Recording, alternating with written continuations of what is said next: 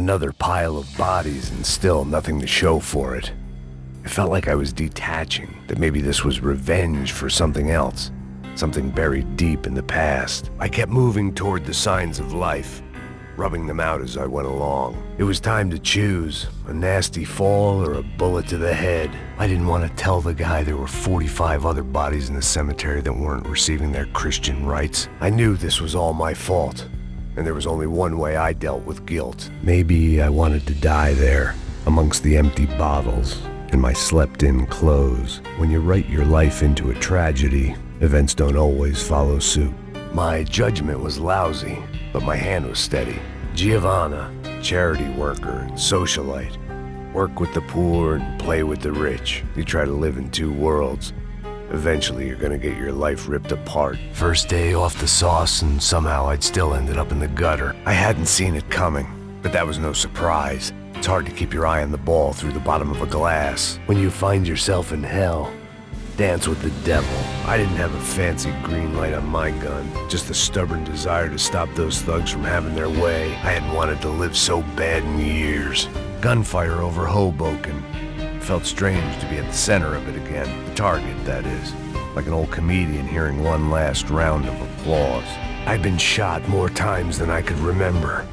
But this felt different. Maybe fate was sending me a message, trying to tell me my luck was finally about to run out. He had bullets in his gun. He should have shot himself and ended the pain. I don't know what I expected to find. On a boat full of drunks and bullshit artists, I'd been a cabaret act. Shooting whatever came in front of me was easier than coming to terms with that reality.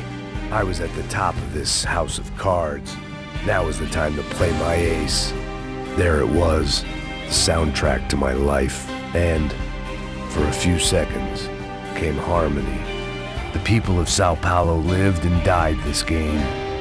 That day more than most. Scramble away from what's left of your life over dead bodies and a few loose roof tiles. If I'd thought things through, I may have sat down and let myself burn right there. It was starting to feel as if I'd never leave that place. Like one of those nightmares where you keep running and running, only to discover you're chasing yourself. Someone had ordered barbecued gringo, but I didn't have to serve it to them. Any bullets I had left were being saved for someone special. Becker and Bachmeyer had taken their pound of flesh and sold it on the black market. Now I was coming for mine.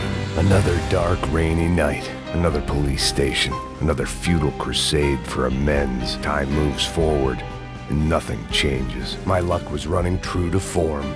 Or rather, I was running true to form. I meant to end this how I'd begun it.